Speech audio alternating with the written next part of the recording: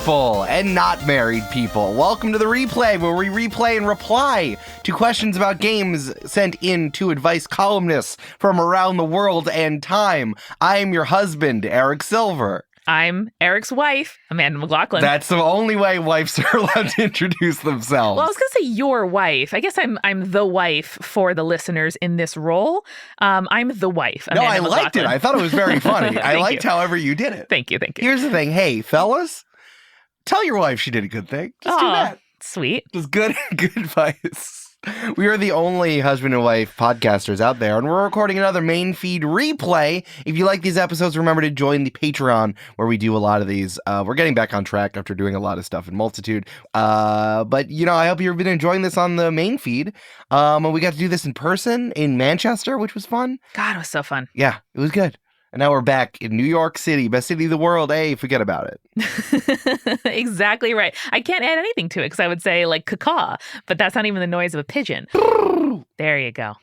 Get out of the way. Hey, fuck you. The pigeon said fuck you. Bacon, egg, and cheese with a hash brown. That's how I know I'm home. Bacon, egg, and cheese, all one word, 100%. Bacon, egg, and cheese with a hash brown. Yeah. Yeah.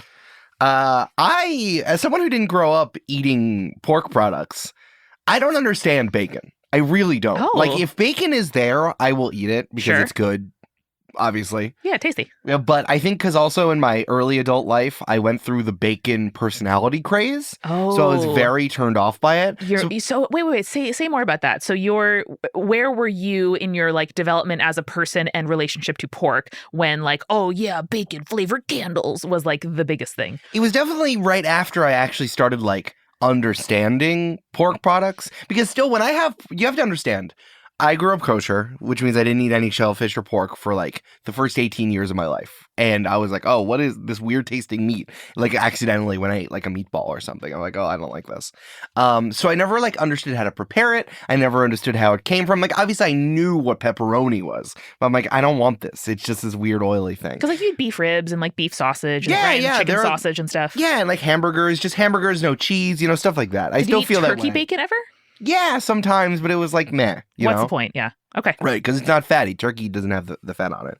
So even then, I'm still wary about cheeseburgers. Like, I don't get it as much. Like, obviously, I get chicken parm more, because again, cheese on chicken is like less ashanda to me. It's less non-kosher to me than bacon cheeseburgers, which is like the epitome of all that. Yeah, the cheeseburger is like the epitome of that. So when I started eating pork, I'm like, oh, sausage. Sausage is awesome. It's meaty. It's good. I get sausage, egg, and cheeses, but bacon is just crispy. Like, I didn't understand it. And then after like a few years of me getting over like the weirdness of pork and shellfish, then bacon was pushed forward by the pork lobby. If you don't know this, this is true. The pork lobby invested tons of money into making bacon into a personality trait, because where bacon is on the pig, it's like in the belly. This is also before the like big Asian food, white people accepting Asian food move that's been happening as like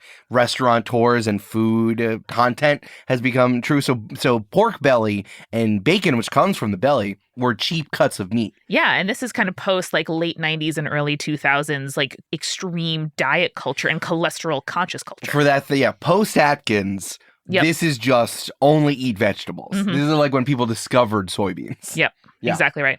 So it was just weird. I'm like, I don't get it. I don't get this thing at all. It's just this crunchy, weird thing. It's like, ooh, I have a mustache. Ooh, I like bacon. Okay, I guess.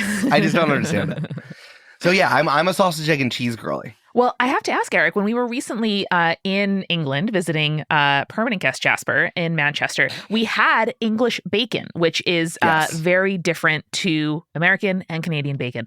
What did you think of bacon as part of the traditional English breakfast fry-up that Jasper made for us? Well, that makes sense to me, is that on an English fry-up, because there's like 17 ingredients. Yes. And also you have blood sausage or some other meaty thing happening at the same time. Yeah. Like bacon's just for like dipping. It's just one component, instead of it being like, oh my God, it's the best thing in the entire world. It's everything. I have bacon on everything, blah, blah, blah. I'm like, it's just crispy. Mm-hmm. It's just crispy, tastes like the pan. True. Yeah. So I just never got it. Anyway, the point is I get sausage, egg, and cheeses. Nice. Yeah. Eric was the first person to ever order a bacon, egg, and cheese or a sausage, egg, and cheese with the addition of a hash brown.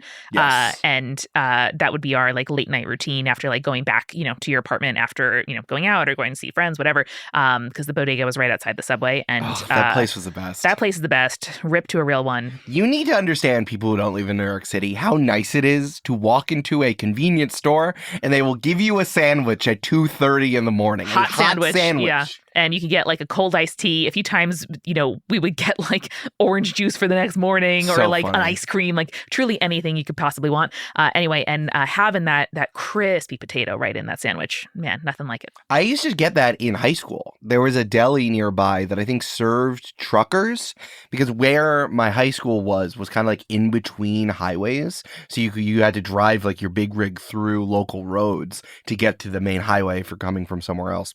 So there's a 24-hour deli called Cameron's. I think you've been there before. Huge. And that's where I first put a hash brown on a sandwich. I think my brother did it first because his thing would be egg and cheese, hash brown, like jalapeno peppers, I think. Mm-hmm. And I was getting like a chicken cutlet sandwich at that point. Nice. Yeah. So that was his thing. Shout out to Tyler. But I'm stealing it because you're not on this podcast. I'm so great that I came up with this.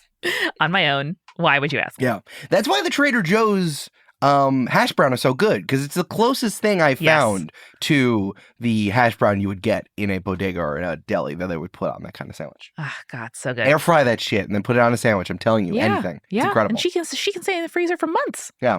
Now that it's the thing, like you air fry it and then you can put it like in the egg and wrap it around like it's a little envelope. Mm-hmm. That TikTok hack, like one of that TikTok egg sandwich. Yeah. Just air fry while you're doing it. Air fry a Trader Joe's potato hash brown and just slide that baby in. Just slip her in right like an envelope. Slide it in. It's a package to yourself. It's a present to yourself in your mouth. Postmarked from Flavortown, delivered to my tum. You know it, baby. I'm loopy because of the amount of tomatoes I have eaten. I feel like my powers are coming back. It's going to get cooler. It is 95 degrees right now. We are on the way. I think the other problem is that we went to England during August, which August in New York City is nasty. It is like the most humid. It is in the 90s. It's terrible. The only thing about it is that it feels a little bit like a ghost town because all the rich people are gone. Yes. That's the one good part. That also then I swear government services and the subway are worse because there are no rich people there. Yeah. I know that rich people don't take the subway, but still. So it's like you're in a post-apocalyptic city. So it's kind of nice there's less people, but it's worse. But you're essentially swimming through the air. Yeah. But then we were in England and it was in the 70s. Blissful, bruv. In Manchester and Dublin. And I'm like, uh-oh. This is good. Uh-oh. I'm going to go backward now. I'm wearing a sweatshirt. I'm wearing a jumper, and it's August. I know. For days, we would Jasper would open the window, and a cool breeze would come in, and we're like, oh, let's go. It is the number of times I said it was crisp. I said it enough that Jasper would say it back to me. Yeah. And of course, as a British person taking the piss, he would not change any element of his voice and just say something mean. And I'm like, what's happening? I don't know what to do with this. But yeah, then he would be like, yeah, it's crisp. It's crisp out. We ordered stouts. It was so good. So good. But Eric, it will be cooler soon. Your powers will be returning. You are near the apex of your year, which is the intersection, of course, of tomato and apple seasons, where you can have one in each hand. Bite, bite, bite, bite, bite. Eric is happy. Yeah. Do you want to put some of that, that gathering force, that energy, that momentum toward resolving the problems of other people on the internet? Always. I always will. Can I say one thing about a game that's giving me feelings really quickly? I don't have much to say about it yet, but I want to posit it in here. Oh, gosh, yeah. Over on the MultiCrew feed, we have a new show called the MultiCrew Review, which Julia Schaffini, who you might know from other shows, is doing. And I've decided to be the third episode of that. I'm going to do Majora's Mask. Tell me about this. The N64 game with Lonk in it. It is considered one of the best games of all time. The N64 games, Majora's Mask and Ocarina of Time are up there, top 10 games ever in most people's ranking. Wow. Right? I never played them because I didn't have an N64. My first console was a Sega Dreamcast. I need to interview my parents at one point to ask them why they got me a Dreamcast. I really should at this point. And I got a GameCube like soon after that, and I got an Xbox and everything. But the Dreamcast, they really chose that over the N64 and the PlayStation, which was out at the time. It must have been about like. Didn't we look at this and like the Dreamcast was new the year they needed to buy, or they wanted to buy you something? Yeah. And even though the previous one was better, there was a new one, and so they're like, all right, that was I'll the get new the new one. Right. And listen, I played Rayman, I played Sonic Adventure, I played Power Stone. I liked the Dreamcast in the time that I had with it.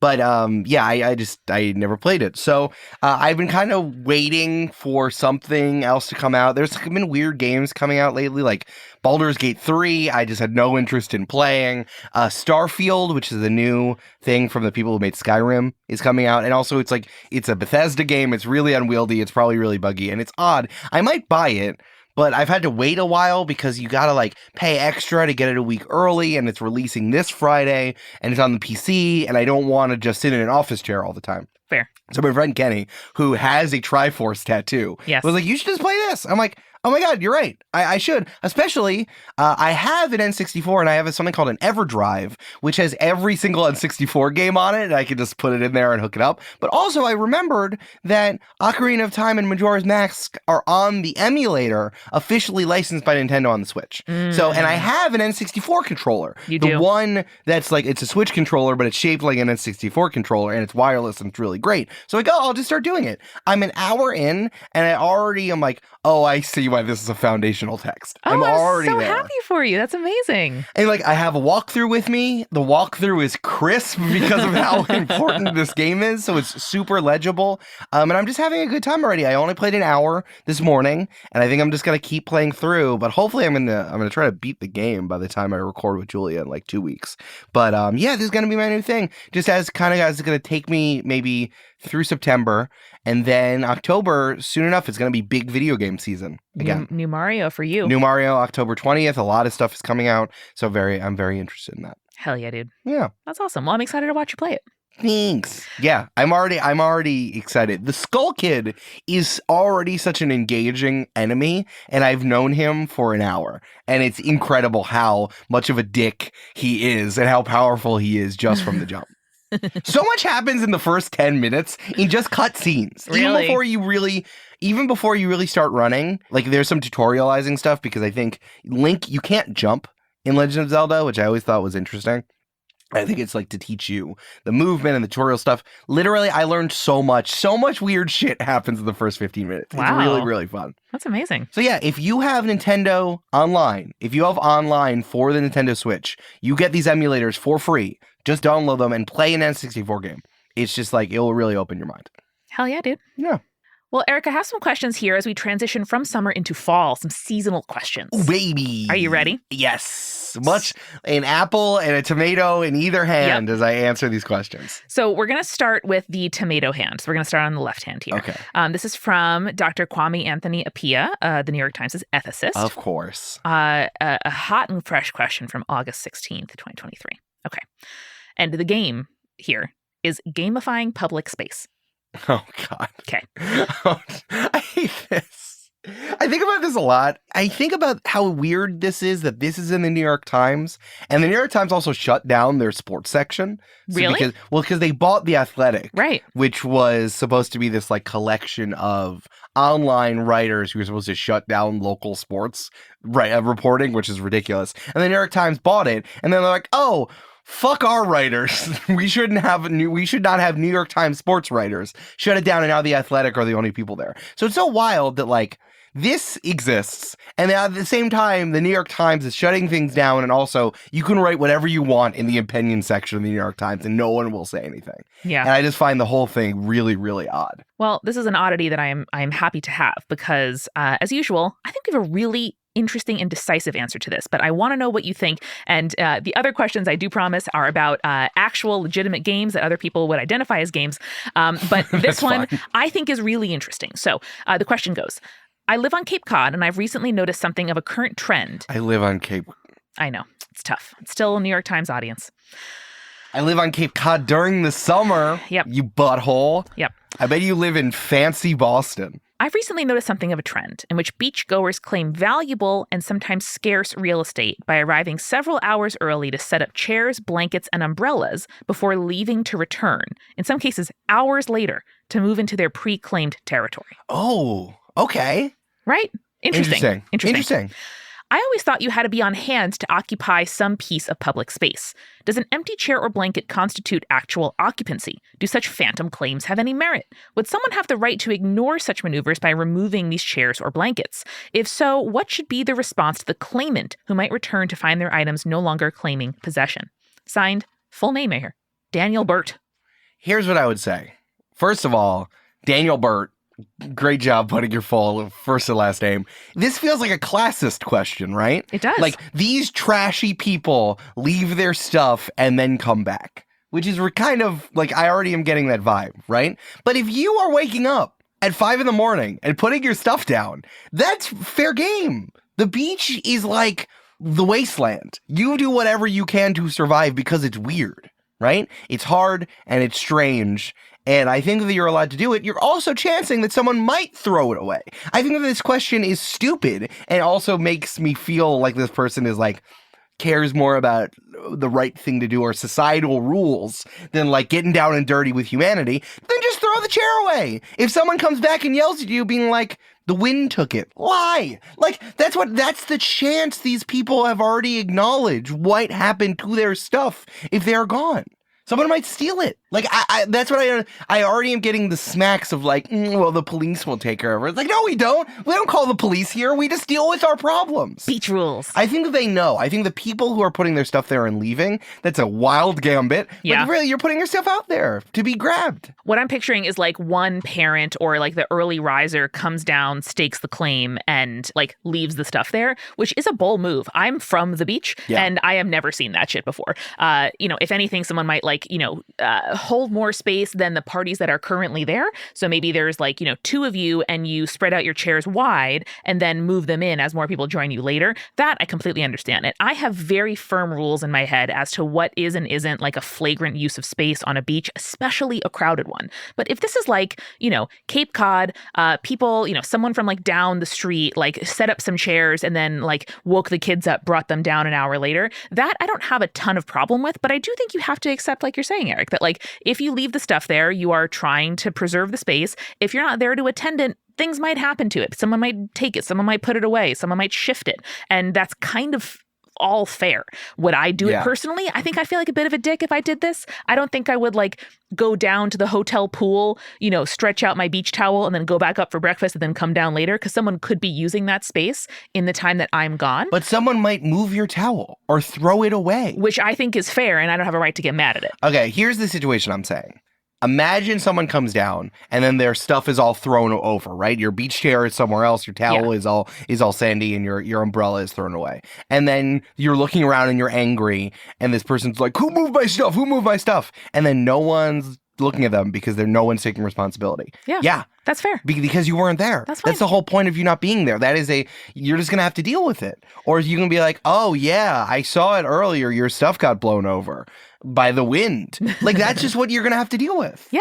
I think if you pull this maneuver, man, power to you, but you can't be mad if something happens. This has real, like, I think the rules are going to benefit me, the ruling class. Yes. That's the vibes I'm getting. Well, yes, he stands on his private porch looking over the public beach. Exactly. And I think that there's also some, like, townie and vacation tension here. Yes. The people who can put their stuff out on the beach and leave and go back are people who live in Cape Cod, not people who vacation in Cape Cod. Oh, and who, like, roll up with the minivan. That's what stuff. I'm thinking, yes. So that's why I'm feeling the tension in this question. This also reminded me of, and like Dr. Pia will talk about like public space, and like the idea of it. But it reminds me too of like this like little, and I'm using the word gamifying, which I realize has a lot of like specific meaning among games, but it also means I think like making judicious use of space and resources. And like this happens all the time in public space in the city, for example. Like, we'll arrive early to a bar and claim a table for friends, or I'll roll up to somebody and they'll say like, hey, are you using this bar stool? They're like, hey, my friend's coming coming in 20, but you're welcome to sit until then.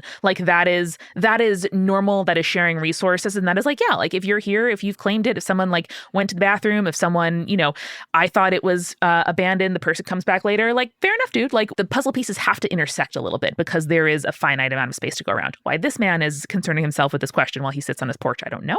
Right. But Daniel seems to be like, the cops won't do anything. So New York Times, will you tell me I'm right?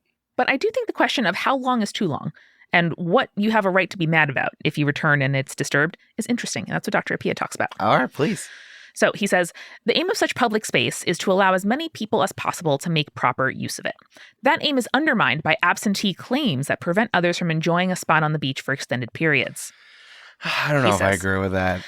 It's fine to leave evidence of occupancy if you're going off to get ice cream or visit a restroom. If you do this, it might be wise to leave an explanatory note. 10:15, buying a snack, back by 10:45. That, I think, is whack. I would totally never whack. do that.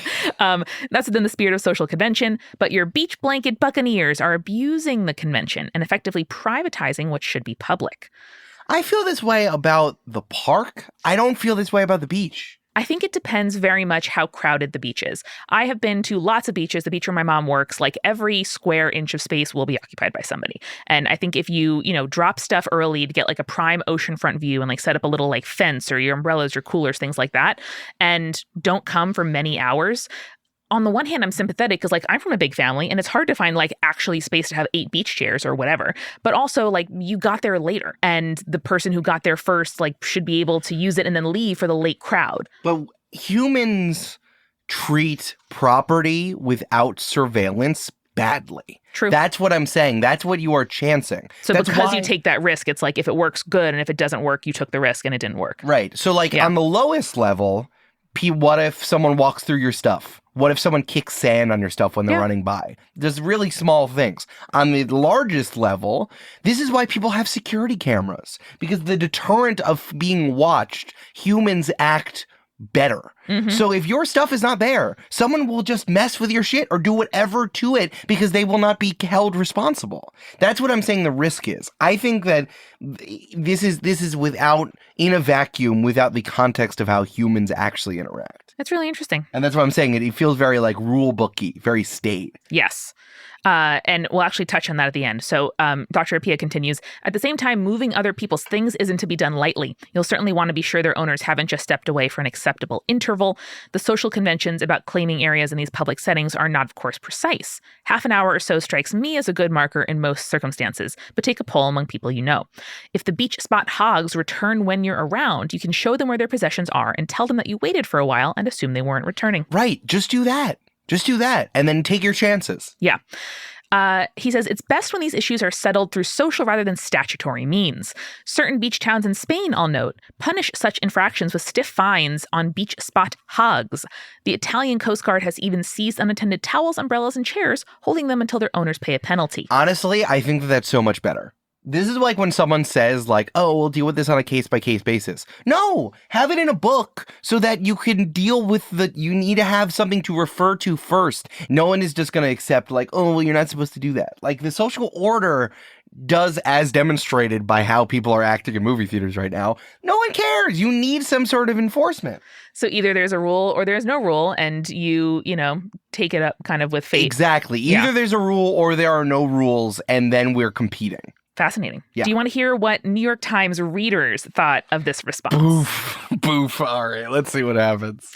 Okay, so someone called Dave thinks 30 minutes is too short for the kind of over-under rule. We might take long walks, hang out in the ocean, etc. If someone came back and had moved their stuff, they would be mad. I agree. You could swim for an hour. You could go to the beach for an hour, which I think to me is like, hey, if your stuff's there, your stuff's there. Like, I'm not ever going to move someone else's stuff to get a better spot for me at the beach. Yeah. Someone called Christine says, I'm a local resident of an extremely popular beach vacation destination. So there's that like townie versus vacation or tension you're talking about. My family and I move back and forth between the beach and our house all day long. It would be impractical and silly to haul our stuff back and forth with us. Those who give us dirty looks are usually tourists. Ding, ding, ding. We welcome them, but expect a bit of welcome in return. That includes respect for our customs, a part of which is leaving our chairs and other items on the beach. Yeah. This is the equivalent of saying like, wow, it's unfair that you started lining up in front of this store at 1 a.m. to get exclusive item. Mm-hmm. If beachfront property is exclusive item, then showing up at like 6, dropping your stuff, and then coming back, that's the move. Yeah. Malcolm says, as someone who also lives on a beach, I never even considered this to be an issue until the columnist made it one. Yes. Part of beach culture is letting go and not caring as much as one normally would about trivial matters. For me, claiming beach real estate with an empty chair falls into this category, especially when there's plenty of beach to go around. And multiple other people said, those beaches are very spacious. They are never as crowded as a New York City beach. I don't know what your problem is. Yeah. R.I.P. Jimmy Buffett. He wants everyone to just vibe out. I know, truly. Yeah, is there a spot on a beach that's so good you cannot find a spot latitudinally or longitudinally as good? No, I mean, again, me growing up, like there is finite real estate in that like literally there might not be space to put a towel or a chair down, and the parking lots might be full and you can't even like actually park and like go to that beach. So that's the only situation versus like visiting. But then you would need to claim. I feel like that would create even more need to do this. Oh yeah, people set it there all day long. But then it's like, okay, well then I'm going to go to beach at 5. Yep. And put my stuff down. But I still didn't need to drive there. That's what I think. That's what I can't wrap my head around. This is only a problem if you think that like someone can teleport. Yes. And they have butlers or magic or a genie carrying their stuff. They're still doing the action of walking to and driving to the beach, carrying all their stuff and putting it down at an early time. Yeah. What do you think if people did this overnight? What if they left their stuff there overnight? Lots of like anti-homelessness and anti-camping rules like are fucked up. But like in theory, if somebody is like, okay, great, end of a beach day, love this, gonna like set up my station, come back in the morning. Imagine leaving your stuff at the beach for 12 hours. What would happen to it? Anything. If it works, I think you reap your rewards, and if it doesn't, fair enough. Yes, exactly. I think it is so much up to chance that your stuff will still be okay. Not even from someone stealing it, from it getting blown over, from it getting all sandy, from crabs getting in there, from it getting all wet. What if it rains? On it. Birds might roost on it. Yeah. They're ignoring the risk of leaving your stuff out. And assuming, it'll work. Yeah. Honestly, I really like that Italian statute. I honestly think that's really helpful. Right on. Well, thanks for coming on that journey with me. Yeah. Either have a rule or don't have a rule. Don't have neither.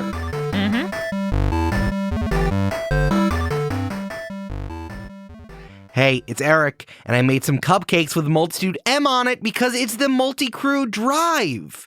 Did you know that the best way you can support Multitude is joining the MULTICREW, which is our membership program that lets you, our listeners, fund new work for Multitude and get exclusive perks? That's why, from now until October 1st, we're running the MULTICREW DRIVE. We are putting 2 weeks aside to highlight the ways your support makes a difference and how that support then gets paid back to you, our community.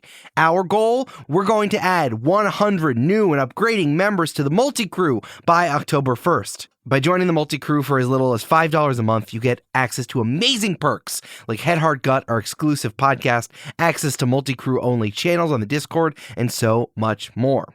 Here's how it works. Anyone who joins or upgrades by October 1st will get our brand new This Mug Supports Conversational Podcast that brings people together mug. It is so awesome. Zoe's done a wonderful job designing it, our friend over at DFTBA. And anyone who is an annual will be immortalized in our We Put 2023 on Our Back plaque, which we're hanging up in the office. We want to say that annual plans are particularly helpful to us because we can count on a full year of support instead of varying month to month. And you get a discount for 2 months free when you sign up for an annual. So that's why you get to go on the plaque if you are an annual. To join the MultiCrew, head to multicrew.club to sign up for your annual membership before October 1st and receive amazing perks plus the mug and be on the plaque if you're an annual member. Remember, sign up for an annual membership at multicrew.club and join the MultiCrew, and producer-level patrons Polly Burge, Kelsey Duffy, and Peyton are definitely MultiCrew members, and they will just tell you how cool and neat it is.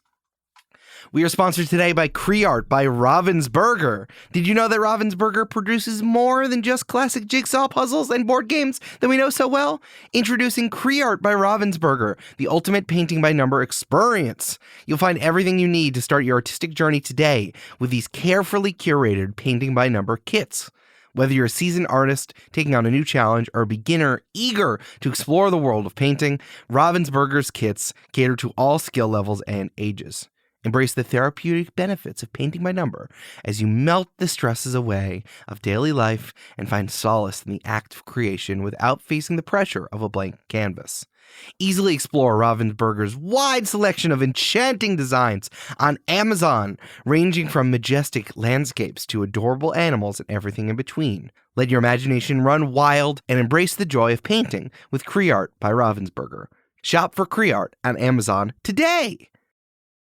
And now, back to the show. Oh, hold on. I'm getting breaking news from the internet. Whoa. From the internet. Amanda, I have something. I have a social question in response to yours. Whoa. I have some. This has been going around the internet for the last few days. This has been tweeted out by Lila Bjok.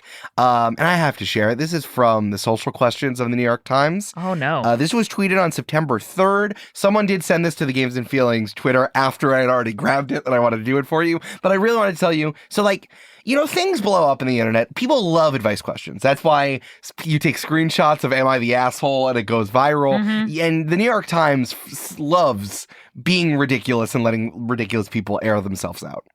Can I ask you a question about clones? I wish you would. Can I ask you a question about clones?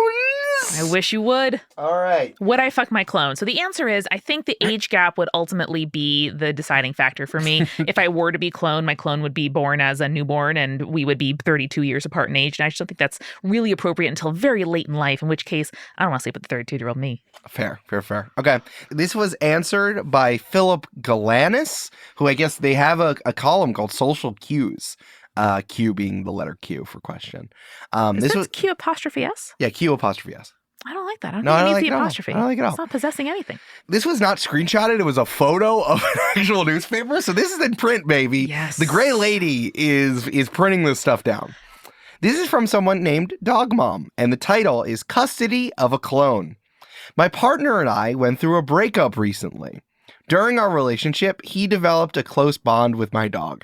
Also, whenever I hear someone say partner and they're in a heterosexual relationship, I'm like, what are you hiding? What are you hiding? What kind of social? I did it for a while, and then I'm like, girlfriend. I feel like once I realized I wanted to drop it by the time I hit fiance. But I feel like when you say partner, I feel like someone's hiding something. I know the point of it because like girlfriend is kind of infantilizing a little bit, but also like something's going on here. You're really posturing. You're posturing. Want to be bisexual? What's happening here? Right? Yeah. There's something involved. Okay, my partner and I went through a breakup recently. During our relationship, he developed a close bond with my dog. As the dog grew older, we joked about cloning her to keep her in our lives. Then the joke became a reality. People can do this? This isn't just a dream of the early 2000s Time magazine. What will the future be like? When my dog turned 12, we cloned her.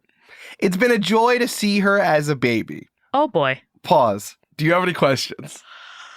I mean, how much this costs primarily? I'm sure a lot. And was the cloned dog born while the older dog was still alive? If so, did that provoke? We're going to add, these questions are going to be answered. These questions are going to be answered. Both those questions are going to be answered. Oh, boy. It's been a joy to see her as a baby. I rescued her when she was older. Then came the breakup. I'm keeping the older dog, but we can't agree who should take the younger one. No. Now, I want to put a pause in this. This is one of those things like the word hoverboard and the word AI, where you take a sci-fi concept, but really it's something much more mundane and stupid. I think what they did was they took DNA from the dog and used it and put it in an embryo and then got little dog.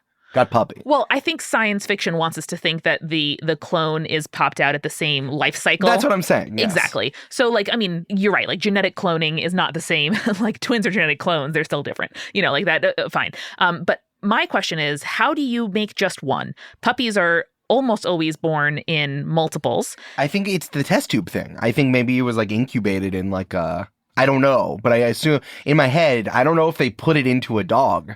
Maybe they incubated it the whole time. Because even when obviously this gets into like some touchy subjects for people, but like you're typically fertilizing multiple eggs or embryos for making sure that there's like a viable, organism at the end. So, I mean, one, clone her again. B, I'm surprised there aren't multiple. Well, I mean, from what I understand, it seems like they only made one. Because we are going to talk about the price at the end, and I think that's going to be why. The price is there. The price is there. I mean, do you have a knee-jerk reaction as to who should keep which dog? Hold on. Okay. Then came the breakup. I'm keeping the older dog, but we can't agree on who should take the younger one. I think of her as part of my dog and want to keep her. He argues that this is selfish of me and we should each get a dog in the breakup. Note, he paid most of the cloning costs. Do you want to guess? $20,000. About $50,000. Whoa! Oh, that makes me sick. And we share dog care. Thoughts? He should keep the new dog. He should keep the new dog. He should keep the new dog. This is not a question. No. Damn. Wow. $50,000? $50,000. So that's why I think it's kind of a bespoke service. If it's $50,000, this is like a rich people thing. Yeah, and it's like, I'm going to get you a baby version of your dog. Sure. And again, total empathy for why someone would want this. Yeah. I totally get it. If you have the money to spend on it, I can have my choices about what I would spend the money on, but okay, fine. I think about so often how all humans want is the things they have and themselves to never die, and how much people spend on this. Yeah. Because no one ever wants to grieve. No, it's 100% true. And I think there are all kinds of very interesting, philosophical questions we can get into, all of which boil down to the new dog is a new organism. And regardless of where its genetic material came from and the, behaviors or qualities that might remind you of the older dog is, has its own life experience, was rescued before you had it. You have all memories with them. Are you going to nature versus nurture this clone dog? Yeah, I'm saying the new dog is not property of the old dog or the woman who originally rescued her. I think if anything, it's about who paid for the dog. And the answer is the male partner. Yeah, no, I agree. Also, hey, you have dog, and then I want new dog. Also, I paid for a majority. Yeah, it sounds like it was his idea. This argument of this is piece of my dog, I get to keep it, is so ridiculous. This is like the Taylor Swift question. Yeah. I already saw Taylor Swift, but I want to see Taylor Swift again. This is the same question. I have dog. I want dog again. Again, I completely empathize with why she would want that. She did not pay for it. She is getting the older dog who was her dog before they got, together with the partner, and they should each get a dog in the breakup. Sorry. How much do you think he paid most of the cloning costs are? Well, how much do you think the division was of $50,000? Good question. At least 75% was my headcanon. Let me do the math really quickly. Which would be what, 35? Yeah, in my head, 75% of 50K is 37,500. Yeah. In my head, I'm like, she's trying to make it sound like she's writing out that it seems like she paid 15,000 and he paid 35,000. Do you think it was really 45.5? I don't know, but I think any amount more than half makes it his decision to take the dog or not. Yeah. Or this is something you should have talked about before doing it. If you had bought a house together and one person paid more than half for the house or pays the majority of the bills or the mortgage each month, it's their house to do with what they want, even if you're emotionally attached to the house. Right. Isn't this thing even if it was your childhood home that the partner bought when your parents died or sold it or something else, okay, or you built a simulacrum of your childhood home on a new property and he paid for it, it's his house. I know that contracts make things unromantic, but then here we are. Yeah. Asking the New York Times what to do with my dog clone. Yeah. Yeah. I can't believe this is a real question in the year of our Lord 2023. This is what they're focused on. Wow. $50,000 for dog clone. Again, completely get it. I'm sure a lot of people out there would be like, yeah, if I had that, I'd absolutely, have another 10, 12 years with my dog. For money, right? Yeah. People pay that on first class airfare round trip to Abu Dhabi, now.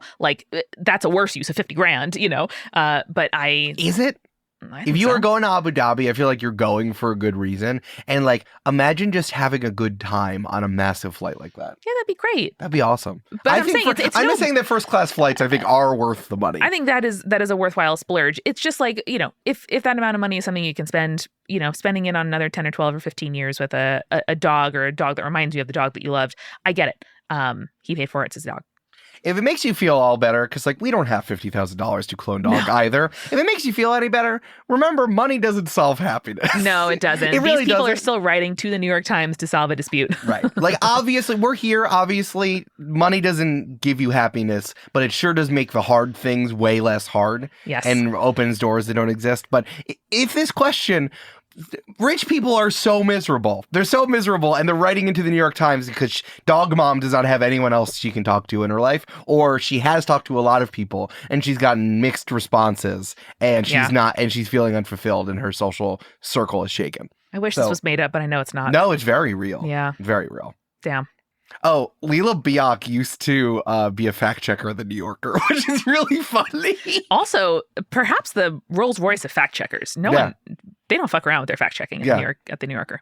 She also seems to be a writer, but I'm just looking at her Twitter bio. That was the first thing that jumped out to me. I thought it was funny. That's very funny. God, imagine you take a screenshot of your hard copy of the New York Times and then it goes viral. Sorry, I said screenshot, a photo. Yeah, a photo. It's funnier that it's a photo. Oh, my dad sends me photos of his paper Wall Street Journal all the time. But then, but that makes sense because the Wall Street Journal has terrible paywalling. Online paywalling. That makes sense. Incredible. Eric, do you want to hear about some fun pranks? Is a prank a game? Yeah, it can be. Yeah. Okay. Here's one from Dear Prudence from July of 2023. The question goes, Dear Prudence, is it wrong to screw with people who think I'm adopted? I'm Korean. My brother is white. When people meet us both or see a photo of him, they assume I'm the adopted one. But in fact, he was adopted into our family. Let's go. Most of the time, I just explain that. But sometimes they catch me or him in a mood. Yeah, I'm already going to get ahead of this and say, yes, it's totally fine. People love saying the things that they're thinking out loud. Yes. They love it. They love it. Yes. And to point out when people are not white, which is a very weird thing. Yeah. They should not do. It's like, we know you are making an assumption right now, but just like, give it a second. It will probably come out in some sort of way. Or not be your business. Yeah. or you'll move on. Because like already I'm envisioning that the first thing someone says is like, oh, so you're adopted. That's cool. A wild thing to say. That's a wild thing to say from someone they just met. Yes. That's wild. Or you see a person with a baby on the street, be like, is that your baby? Like, what? If you have this question, be friends with them for a number of situations. Be like, I've had this question. I know it's so terrible.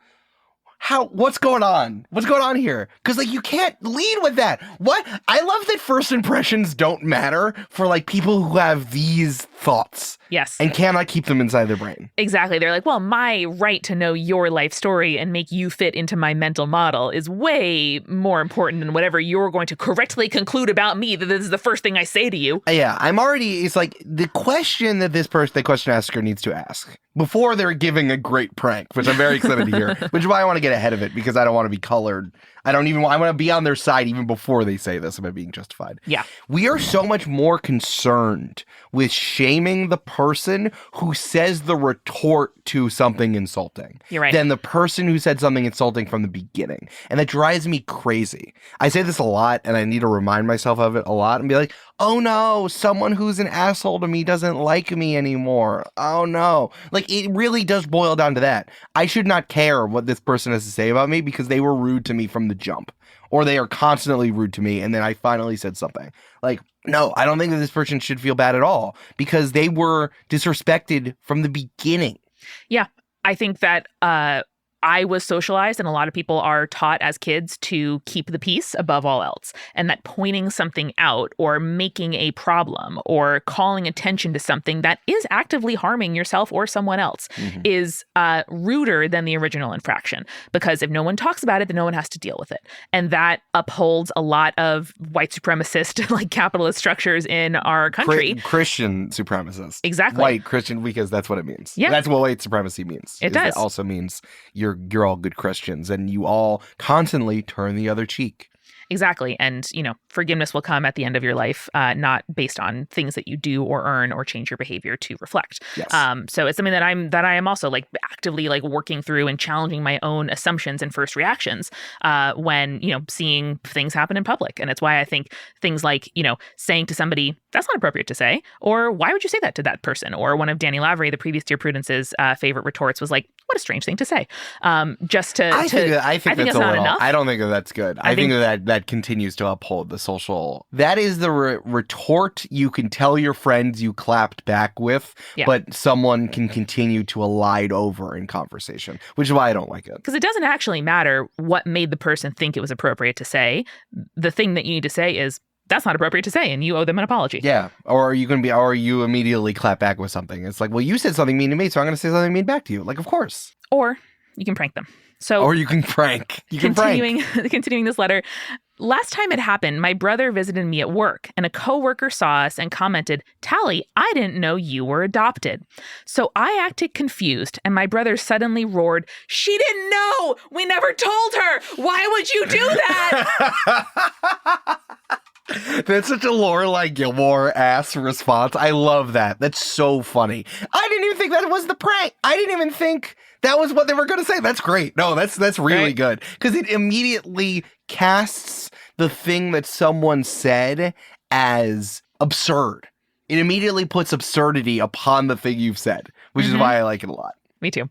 Other people at work think I was unfair and should apologize. At work? Oh, see, Yeah, so the brother visited Tally, the letter writer, at work, and a coworker is like, "Yo, I didn't know you were adopted," Korean coworker talking to a white boy. Like, oh my God, come on. Okay, other people at work think I was unfair and should apologize. I'll acknowledge they're probably right, if only because a 6'2" ginger teenager yelling at you unexpectedly would throw anyone. I see that.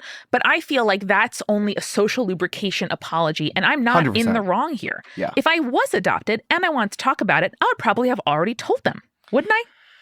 I think also, if you really need to, you can be like, my brother's a teenager. I'm not going to apologize for a 18-year-old. Like, come on. He's a child. Which I don't agree with, but if you really need to get along, be like, my brother's crazy. I didn't tell him to do that. Like, why do you need to apologize? Yeah. That's ridiculous. That is like intentionally making someone overcorrect because you don't like them.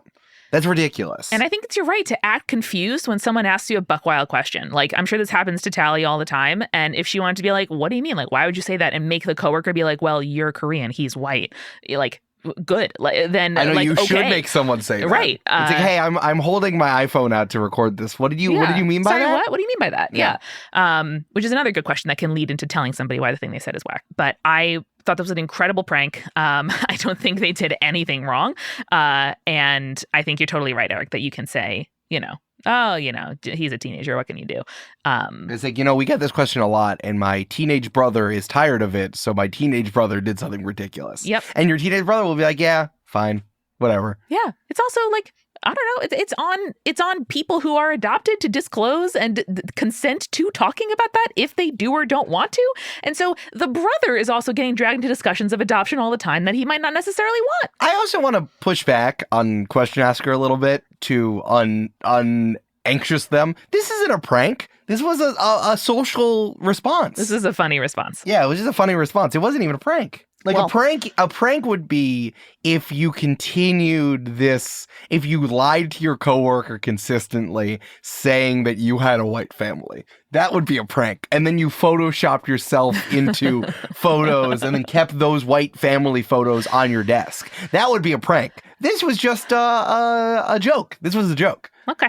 All right. I think you're right. I called it a prank to slip it in here because I thought it was such a good question. But I thought that Question Asker wrote that said it was a prank. Okay, no, I'm saying it's a prank. No, it's fine. No, but you're right. You're not misleading your coworkers into assumptions based on their like presumption of whiteness, which I think would also be, arguably funny and you're right to do. But this is simply you responding to invasive, insensitive, and racist question that you get frequently. Mm-hmm. Good job. All right. What did Janae Desmond Harris say? Yes. So she said, your brother's very funny. I love that he took the lead when it came to responding to your coworkers' assumptions that were based on not quite racist, but race-related stereotypes and rude. What if you were adopted and you were sensitive to it? The person wasn't tiptoeing around your feelings. So if you're going to be invasive and outspoken about other people's personal business, you get what you get. Right. So you can say, I'm sorry if my brother's yelling was jarring for you, and leave it at that. If you want to go a step past that and create a little bit of a teaching moment, you could add something like, we use humor to deal with other people's assumptions and invasive questions. Which I think is, again, a little bit it's a little much, barbed but response, it's pretty good. But fair enough. That's your right. I like it. That's good. Nice. And Eric, I'm going to echo here a topic that we are talking about on the Patreon replay. Again, patreon.com/gamesandfeelings, because it is football season. It's football season, baby, on the gridiron. It is fantasy football season. It is also fantasy football season. Wizards on the gridiron. I'm not sure really what that means, but I appreciate your enthusiasm. What do you mean? What's the gridiron? The gridiron. Okay, so you... okay, because so you know how those are all those hash marks on a football field? Sure. Never mind. The gridiron is just a nickname for a football field. Okay. Yeah. Like the court. Yeah. Okay. The rink. Well, that old gridiron. The gridiron, yeah. Can we call it the waffle iron? If you want to. Okay, thank you. I'll keep you from it. Okay, thank you. The number of TikToks I've seen lately of, this must be a thing going on with people who got married. Wait, with like wives in football and stuff? With wives in football, the new thing is that guys throw in a fantasy football league, but their wives draft for them without any help. It's pretty good. So that's like a new thing. It's like it's a trend happening right now. I mean, I get that it's a gendered stereotype, but I think it's pretty funny. Well, the funny thing is because the women only draft people they know from being husbands of reality show players. I mean, that's what I would do. Yeah. No, it's good. It's funny. So like, it's kind of a funny premise, but like, it's kind of wild that this is like becoming a thing on TikTok. Yeah. I've seen like at least 6 different instances of it happening. And then all of the people are all white and all blonde. So, like it's happening in the Midwest and in that area. Yeah, it's really playing on these like heteronormative stereotypes. But I do think that like partner who doesn't know as much about this makes the part, does the choosing or the strategy for the partner who does. My version of this, Eric, is that someone that I follow who is a reality TV like commenter asked her husband to name as many cast members as he could of the show that he does not watch, but she does, just from her talking about it. Oh, yeah. This is like a content thing. How it's like, person who does not know thing, do it. Right. But it's kind of funny how this is like moved into IRL life, but only as an expression of content creation. Yes. But it does seem like the wives are making the content while the guys are trying to run a fantasy football league. But I also like, fantasy football leagues, they're guys trying to do something. No one wants to organize it. So it might also be like an excuse to give women the organizational tasks. Yeah, to have them like third shift to your hobby. Yeah, a little bit. Yeah. Well, listen, if everyone's having fun, I think that's really fun. I'm not saying it's bad. I'm just saying it's interesting that this is becoming a thing. I mean, it does make me prickle a little bit at like, is something happening here? But ultimately it's funny because man, they get the worst teams. Ultimately, it's really so funny. Fun. It's great. And then they need to figure out what happens. And I feel similarly when I talk to you about Big Brother, which is Check's calendar September still going on. And you're like, I know the names by now. You can tell me what's happening. I know them, yeah. Anyway, here is our question. It was posted in the subreddit Fantasy Football 9 years ago. 2014. 2014. This was firmly within the fantasy football boom. Fantasy football is actually losing market share because of how popular sports betting is. Now that sports betting is legal and it is big business and lots of big companies, the people putting on the football games and reporting on sports are deeply invested in it. It's kind of like fantasy football's losing market share because people would much rather bet. But so it's kind of interesting that this is happening like in the teeth of the fantasy football boom. I thought you would have exactly that context, which is great. And so the question is short, but I think fascinating. All right? Please. The subject line is, anybody else keep almost telling a friend in their league about this subreddit, but don't to keep the advantage. The body of the post goes, some of my best friends in our league get their advice from Bleacher Report and such. It pains me to watch them, but I must keep my secret weapon. This is so funny. 9 years ago, we're still complaining about the quality of content coming out from websites. Bleacher Report, yeah. Yeah, from Bleacher Report. This is really funny. What is the question? Feeling bad? Does anyone else have this dilemma where you want to tell a friend because this is helpful and better than Bleacher Report, but don't so you can keep your advantage? Honestly, it's called our fantasy football. I'm surprised that this is also when Reddit was big. When everyone... Well, no, I guess it was... Well, I guess I should ask you, because you were on Reddit much before me. Yes. How was Reddit truly only for people who run Linux on their computer at this time? casuals, people who had Chrome on their iPhones were using Reddit. Ah, there it is. So slightly like internet geek, but slightly more casual. Around this time, I actually went on a date with somebody from Reddit and didn't tell a single person in my life about it because they would have been like, whoa. It's like saying you hired someone on Craigslist sight unseen for like a job, which people did, but was not normal or socially acceptable. So you would have to explain the concept of Reddit to somebody. And even if you didn't know about Reddit, you'd probably be like, oh yeah, like those haters, like blah, blah, blah. It wasn't accepted as a sort of multiverse of, small communities like it is now. Yeah. So what I'm thinking is you would have had to be a specific type of person to be on Reddit and find value from it at this time. So no, I don't feel bad about it.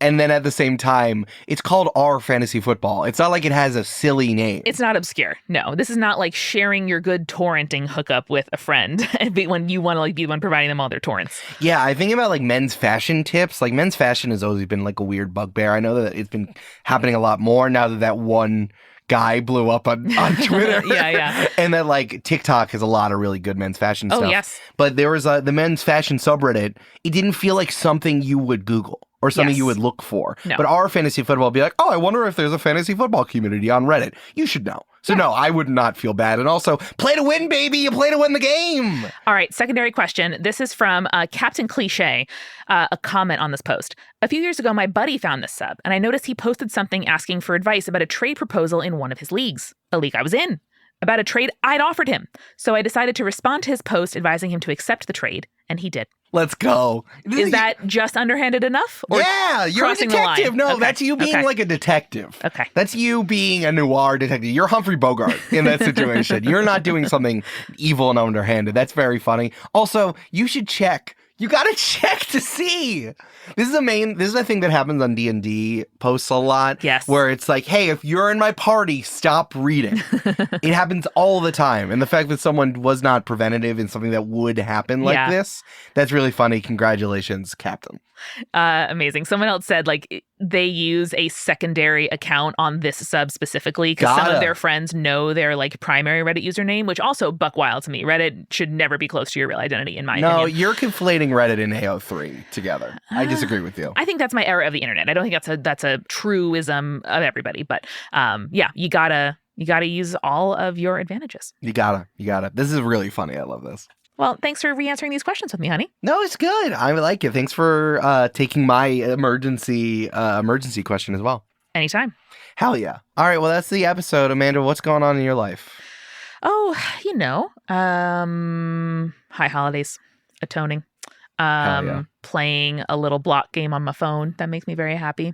And I disabled cellular service and I turn off the Wi-Fi when I use it so they can't serve me very obnoxious ads. That's great. Still watching Big Brother. I'm going to be watching Big Brother, Eric, until November 2nd. That's when you're plugging Big Brother? No, you asked what I'm doing. That's what I'm doing. I'm watching Big Brother until November 2nd. But you can follow all my projects online at She's So Mickey. She really is so Mickey. I hope you're enjoying this. We're vibing. We're keeping it tight. This is good. It's a good podcast. Planning some live shows. Yeah. Thinking about it. I don't know when this episode's coming out. If you saw me in Los Angeles or at Big Bad Con, it was so nice to meet you. This is before then, I'm going to be bumming around Los Angeles for like a week, and then I'm going to Big Bad Con in San Francisco. Come hang out with me and Jasper there. It'll be great.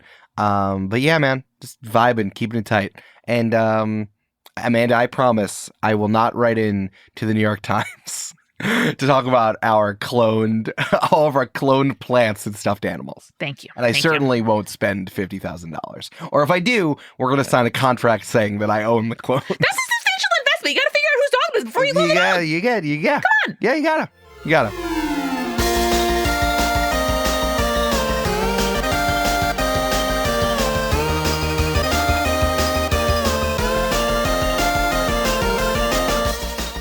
Games and Feelings is produced by Eric Silver and edited and mixed by Misha Stanley. The theme music is Return to French Toast Castle by Jeff Bryce, and the art was created by Jessica Boyd. Find transcripts for this episode and all episodes at our website, gamesandfeelings.com. Until next time, press X to enjoy the podcast.